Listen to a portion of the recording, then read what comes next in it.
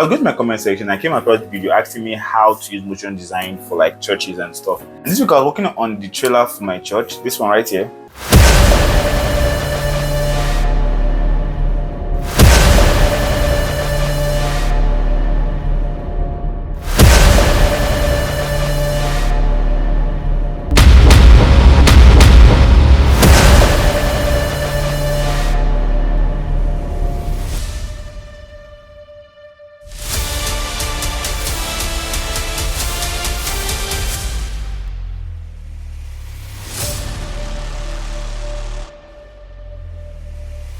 And today I'm going to show you how I did the motion design aspect of that animation. If you guys want me to show you the Premiere Pro side of how I did this, you should drop a comment in my comment section and I'll be sure to get to it. Like always, there'll be two sets of project files in my video description.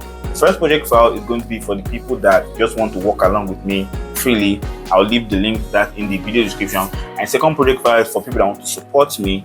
I will leave the link to that project file separate, and that also contains my personal After Effects file. The first one doesn't. I'm not talking too much, let's jump right into the video. Okay, so let's first import our background, and the background is just a downloaded background I downloaded off the internet. And the feel of the video, this red is not going to work for what I actually want to do for the feel of the video. So I'm just going to my Effect and Preset panel and I'm typing in hue and saturation. And I'm just going to change the color here in green, so around here. And I want it to be a little bit darker, so I can just minus the darkness to around something like this. Okay, so next thing I'm going to do is I have to bring in my logo for the animation. And this is going to be a very simple animation. I'm not doing anything complex. And let's take this and drop it in. Open up our scale. And I can just scale this down. Let's say it's supposed to start around something like this. Okay, so I can go to my shape tool here and I'm just going to cut out all the excess like this, and I can just reposition it so at the middle here. Now I'm going to my anchor point and I'm going to move my anchor point to somewhere around here. I'm going to open up my scale property and I'm going to make a keyframe. I'm going to come down to around 4 seconds here. I'm just going to scale this down to somewhere like here. So if we go back and play it, you have this cool looking animation like this. I feel like it's starting too big. So I can still reduce it a little bit less like this. And it's ending a bit too small, so I can just bump this up like this. Yeah, I think this is better. This is better for it. Okay, so for the next one, we are going to work on our text animation. And what I do for the text animation is, let's go first of all and get our text. I'm going to write you ready.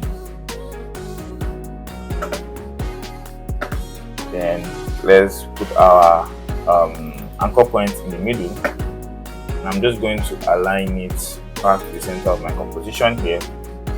I'm going to open up our text here, go to animate, add tracking, and for that I'm just going to come to beginning here, make a keyframe on my tracking, come to 6 seconds here, and I can just put this at 10. So what the tracking does is that it just increases the spacing between the letters, so it's not going to be like nothing just going to animate and stop. You're going to have a little bit of a subtle animation after the initial animation. So I'm going to my Effect and Preset panel again, and I'm just going to put turbulent noise.